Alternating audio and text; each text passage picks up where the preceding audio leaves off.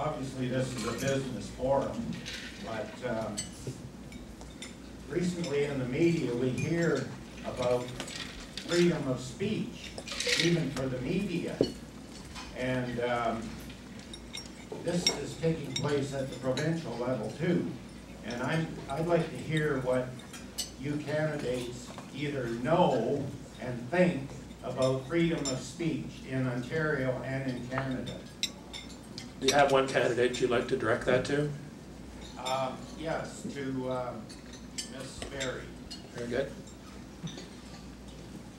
Well, thank you for the question. I certainly don't profess to be an expert on certain constitutional elements of our Constitution, but I can certainly say that I believe in free speech, and I think the evidence is in the fact that I'm standing up here as a candidate, speaking up for my party and for what I want to do in this community, and believing very strongly that when you have something that you feel very passionate about, that you have the right to get up and speak no matter what stripe you're on, no matter what side of the table you sit on, you have a right, and you have a right for that to be protected.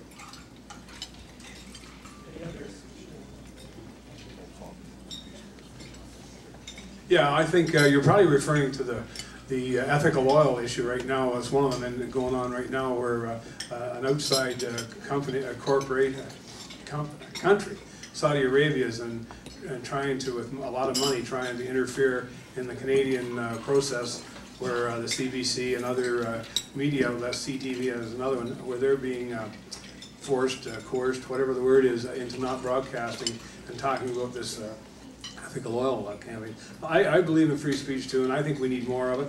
We used to a lot of it at Queen's Park as the opposition, with Her Majesty's Loyal Opposition. We get to challenge the government all the time, and it's to try and make government better. It's not because we're conservatives and they're liberal, the NDP. It's to try and make government better, and we can always push for better. No one's got all the answers, so thank you, and I support it. And thanks for that question. I think the Ontario Libertarian Party would be the first to either dismantle or severely limit the powers of the Human Rights Councils.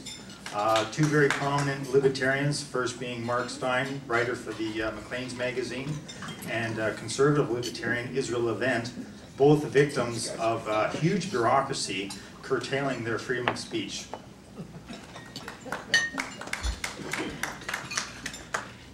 Freedom of speech is important, so long as it's not damaging to people. Now, I understand that the question is who dictates that, and I don't have the answer to that. I think there needs to be a sense of responsibility when you're using things like the medium in public forums. Right now, we have a hard time with freedom of speech because we have media companies that control internet flow, we have media companies that take one stance or another. Freedom of speech is a very important issue for me, and if it was truly free, then I think we would all have a great opportunity to make really informed decisions come election time.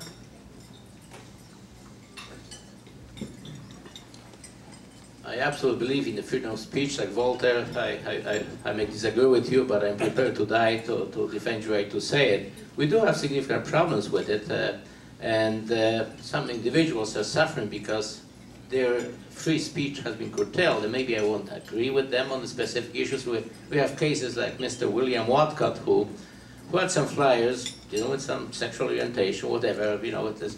But anyway, he was ordered by Saskatchewan Human Rights Commission to pay $17,500. I think this is he did not really hurt anybody. He expressed his opinions, and that opinion, I guess, was seen as not agreeable by some other ones, but that's what's happening in this country. The free speech is actually curtailed dramatically, and I think that practice should stop.